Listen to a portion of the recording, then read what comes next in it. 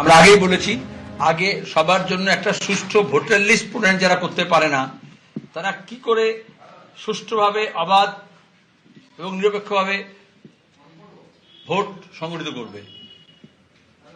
সাংবিধানিক সংস্থা, আইনগত দায়িত্ব, জনপ্রতিনিধি আইন অনুযায়ী নির্বাচন কমিশনের যে ভয় ভীতিহীন অবাধ সুষ্ঠু এবং নিরপেক্ষ নির্বাচন হবে।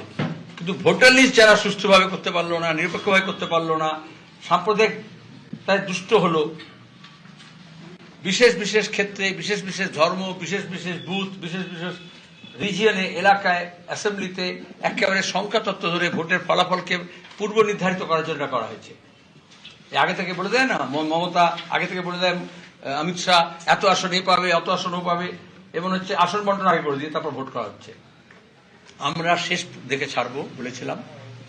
আন্দোলন আমাদের চলছে ভোটাধিকার প্রতিষ্ঠার জন্য, গণতন্ত্র পুনঃপ্রতিষ্ঠার জন্য রাজ্যের যে লড়াই, সাংবিধানিক অধিকার পুনঃপ্রতিষ্ঠার জন্য এদেশে যে লড়াই, এবং গণতন্ত্রকে সংকুচিত করার বিরুদ্ধে সম্প্রসারণ করার যে লড়াই, সেটা চলবে। মানুষকে সঙ্গে নিয়ে চলবে। যাদের ভোটাধিকার আছে, যাদের ভোটাধিকারকে সন্দেহজনক করা হয়েছে, তাদের সবাইকে নিয়ে মিলিত উদ্যোগে এখানে কোনো বিভাজনের রাজনীতি হবে না। বিজেপি তৃণমূল চেয়েছিল সিএনআরসির মতো এটাকে ঘিরেও যাতে বিভাজন করা হয়।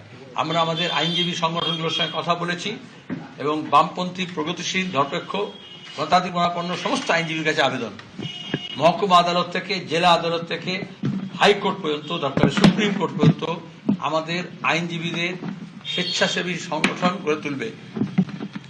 যেমন আমরা রেড ভলেন্টিয়ার তৈরি করেছিলাম করোনার সময়, যখন মানুষের অক্সিজেন ছিল না, তখন অক্সিজেন সিলিন্ডার নিয়ে ছুটেছে আমাদের ভলেন্টিয়াররা।